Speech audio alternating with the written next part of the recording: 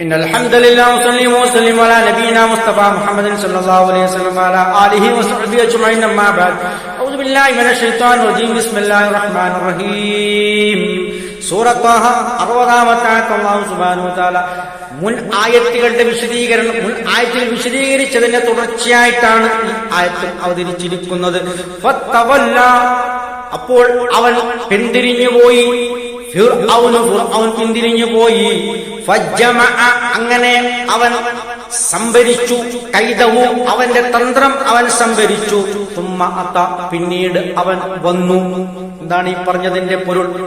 ഫത്തവല്ല, അവൻ പിന്തിരിഞ്ഞുപോയി എന്ന് പറഞ്ഞാൽ അതിന്റെ അർത്ഥം ഫിർഔൻ പിന്തിരിഞ്ഞുപോയി എന്ന് പറഞ്ഞാൽ അവന് മുന്നൊരുക്കങ്ങൾ നടത്താൻ വേണ്ടിയിട്ട് പോയി. ഈ മത്സരം അവൻ പ്രഖ്യാപിച്ചിരിക്കുകയാണ്. അതിൽ സുനിശ്ചിതമായ വിജയം വരിക്കുന്നതിന് വേണ്ടി അവൻ ഒരുക്കങ്ങൾ നടത്താൻ പിന്തിരിഞ്ഞു എന്നാണ് ആ പറഞ്ഞതിന്റെ അർത്ഥം. ഫജ്ജമഅ കൈദഹു, അവന്റെ തന്ത്രങ്ങൾ അവൻ ശേഖരിച്ചു എന്ന് പറഞ്ഞാൽ അതിന്റെ പൊരുൾ അന്ന് നിലവിലുള്ള പ്രശസ്തന്മാരായിട്ടുള്ള എല്ലാ ജാലവിദ്യക്കാരുമായി ഫിർഔൻ സംഭാഷണം നടത്തി. അവരുമായിട്ടൊക്കെ വലിയ പ്രതിഫലം അവർക്ക് ഓഫർ ചെയ്തുകൊണ്ട് അവരോട് ഏറ്റവും നല്ല രൂപത്തിൽ മൂസാ നബിയോട് ഏറ്റുമുട്ടാൻ പാകത്തിലുള്ള തന്ത്രങ്ങളുമായി വരാൻ ഫിർഔൻ കൽപ്പിച്ചു എന്നൊക്കെയാണ് ആ പറഞ്ഞതിന്റെ പൊരുൾ. തുമ്മ അത, പിന്നീട് അവൻ വന്നു എന്ന് പറഞ്ഞാൽ അതിനു വേണ്ടിയിട്ടുള്ള മുന്നൊരുക്കങ്ങൾ നടത്തി. ഉത്സവ ദിവസത്ത് ഈ മത്സരം വിജയിക്കാൻ ആവശ്യമായ എല്ലാ മുന്നൊരുക്കങ്ങളും നടത്തി. ഇതൊക്കെ സൂറത്ത് ശൂറായിൽ വളരെ വിശദീകരിച്ച് പറയുന്നുണ്ട്. അതിന്റെ ചുരുക്കമാണ് ഇവിടെ വിശദീകരിക്കുന്നത്. അങ്ങനെ മൂസാ നബിയുമായി ഏറ്റുമുട്ടിക്കൊണ്ട് അതിൽ വിജയം വരിക്കാൻ വേണ്ടിയിട്ടാണ് ഈ ഫിർഔൻ എല്ലാ തന്ത്രങ്ങളും പ്രയോഗിച്ചത്. പക്ഷേ സത്യത്തിൽ അവസാനം സംഭവിച്ചത് തികച്ചും പൂർണ്ണമായി ഫിർഔൻ പരാജയപ്പെടുന്നതാണ് നമ്മൾ കാണുന്നത്.